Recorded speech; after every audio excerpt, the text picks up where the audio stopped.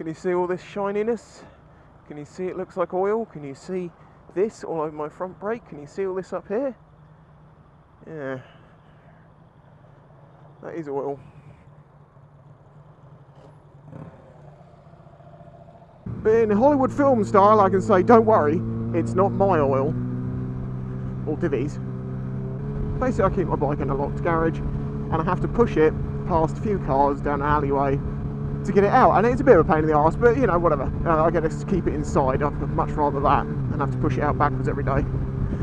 Anyway, so my brother's clearing out some stuff, and he's put all of the old oil that we have, not like our used engine oil, we put it into big containers and then we take that to the recycling centre, and he put it there to take it down there, and we have a lot of them. But he'd also put a tray on the top, like a draining tray. I was pushing my bike backwards past this, and I think I clipped it with the engine cage, and it just clipped one of the bottles, and the tin on the top just fell over, but it flicked the oil. And it went all over the floor. There wasn't that much, but it went all over the floor and up the wall of my house. And I was like, fuck! So I went and got detergent and I washed it all away. And I know that's not good for the environment, but I'd rather that than have oily tyres. Just didn't think to look at the bike. Just didn't even occur to me. But, you know, so I've warmed the bike up as I normally do. I don't go gunning it straight away because the tyres have got to warm up, as have the brakes and everything. So that was good. So I leave home, I'm going down the road, I have to change down a gear to slow down. And the arse end of the bike just goes, and I was like, shit. I think there might be oil on my bike. Didn't think of that, why didn't I think of that? Well, as you can see, yeah, it splashed all the way up the side of the bike. It went all over the front tyre, mostly on the sidewall, thank God, on the brake disc. It also covered some of the side panels of the bike, so when that dripped off, it went under the rear tyre. And I'm still on two wheels and not dead. Jesus Christ, I should have checked. I should have thought of it, and I didn't. And it's only because I'm so careful, like building up as I ride, I don't just jump on a bike and go flying. Because that's when you come unstuck, because your tyres are cold, and as I say, yeah, it's... yeah, that was a lucky one. So now I'm going to have to go home, clean this bike off properly, and spray the living shit out of that disc with, and the pads, with brake cleaner.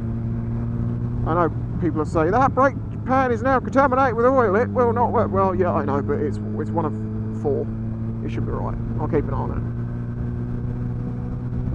it. So this isn't really like a warning, guys. I hope this doesn't happen to you, because it's a very specific situation of, you know, course of events, open trays of oil. But if oil does get spilt near your bike, it's always worth checking your bike, because just a little, you know, a little boop on your brake disc, especially if you've got a single disc, you got a brake and you're going to have nothing, absolutely nothing. I mean, I'm lucky I've got dual discs, and it's only the far right hand side of the right hand disc which got any oil on it, and it seems to have avoided most of the actual working surface, luckily. Less than 10 miles an hour, yes, it's legal. This pisses people off like you wouldn't believe. When I say less than 10 miles an hour, I mean the traffic has to be going less than 10.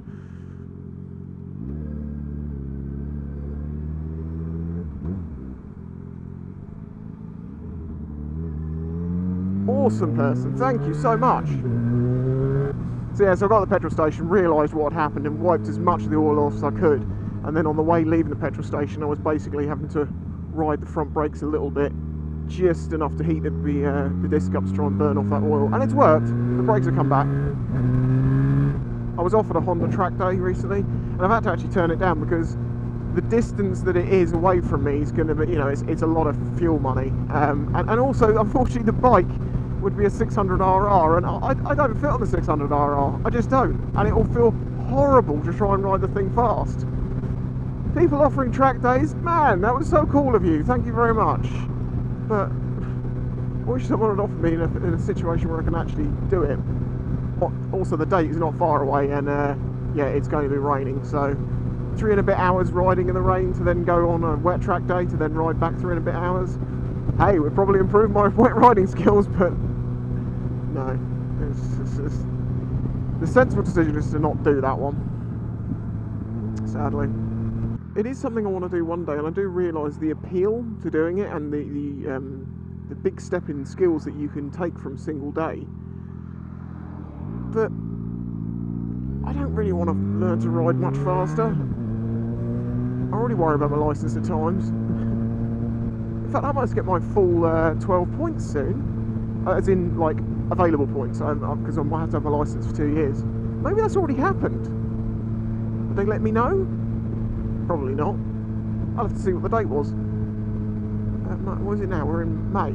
April, May. We're in May. Yeah, now I definitely have my licence by now. Ah, ha, ha. There we go. I've got 12 points to use. Anyway, I thought I'd just share that little story with you. Watch out if you spill a wheel. Man, am I fucking lucky. Oh, no. Don't forget to like the video, and there's links in the description for all sorts of shizname. Bye-bye.